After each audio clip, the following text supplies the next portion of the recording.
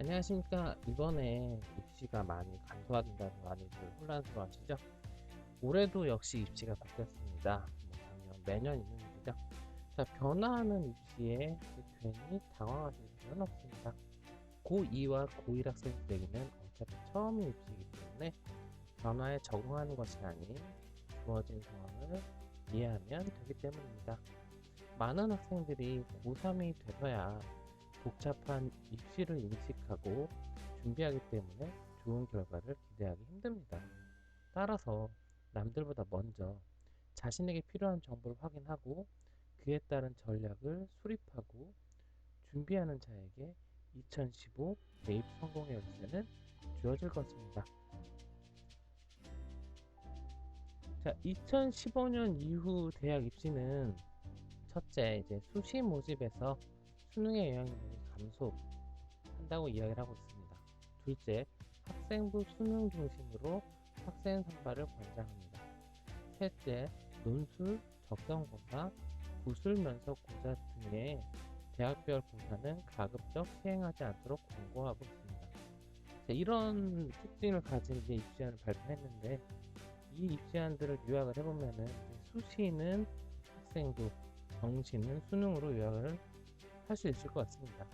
하지만 실제로 학생부의 변별력이 높지 않은 상황에서 얼마나 반영될지 모르겠고 국립대의 경우에는 물론 학생부가 좀 더 힘을 가지겠지만 실질 반영을 거의 하지 않는 사립대의 경우에서는 그렇게 되지 않을 가능성이 높습니다.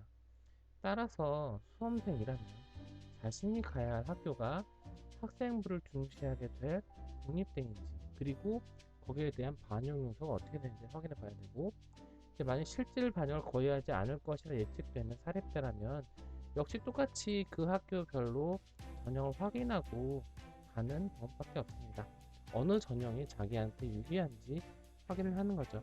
이렇게 보면 사실 작년하고 크게 바뀌었다고 생각은 안 하셔도 됩니다. 자, 또 최근 5년 동안 4년대 대학교의 정원은 약 38만 명으로 모집 인원에 큰 변화가 없었습니다.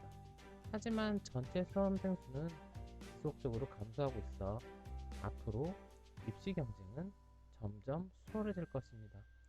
현 고 2학년생들이 태어난 96년도와 전년도보다 점점 감소하고 입시의 문은 점점 넓어지고 있다는 것을 표로서 대략적이나마 확인할 수 있을 것입니다.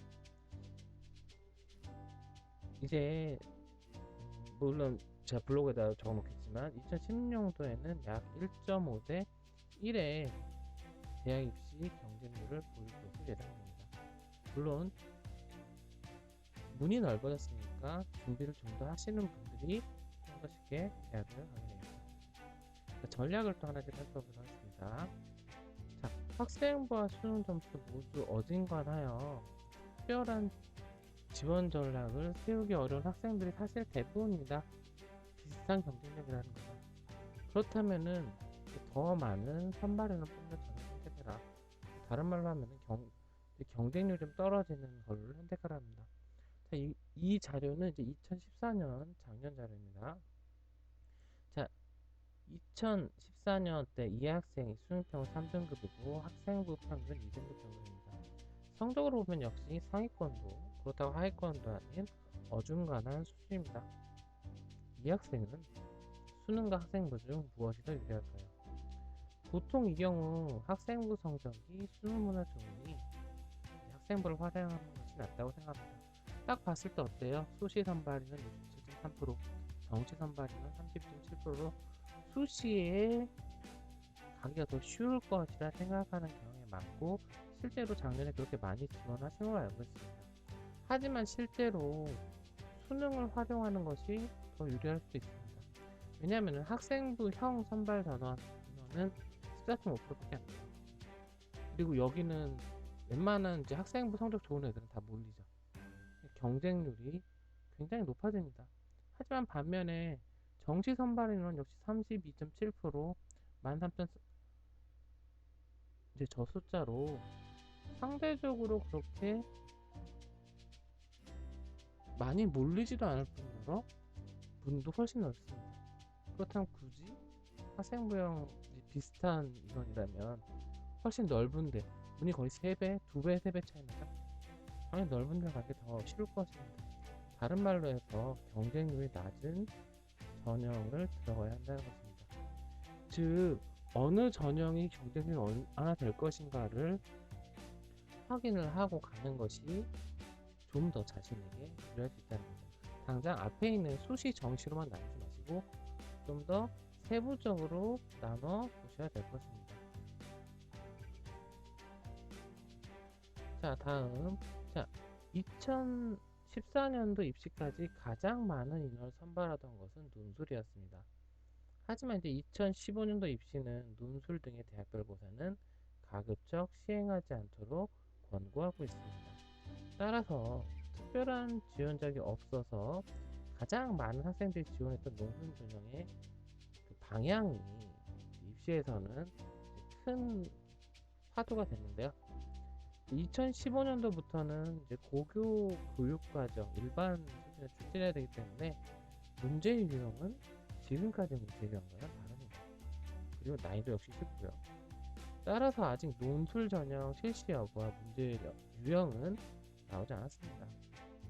준비를 하는데도 사실은 이제 난이도가 쉬워서 그렇게 어렵진 않을 텐데 일단은 기존의 논술만 바라본 학생이라면은 전혀 다른 새로운 걸 준비해야 되니까 좀 어려움이 따르겠죠.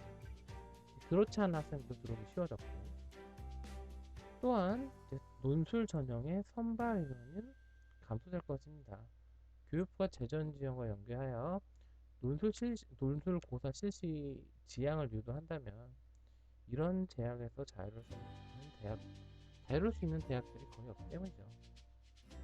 그리고 고교 교육과정에 출제하면서 역시 난이도는 하락될 것이고 변별력 역시 확신할 수 없게 학생부나 수능 위주로 선발하는 전형의 정원을 들리게 될 것입니다. 물론 학생부는 아무래도 학교에서 좀 쉽지 않죠. 그러다 보니 우수한 학생들을 뽑기 위해서 수능 위주로 되는 전형을 좀 더 늘릴 것 같습니다.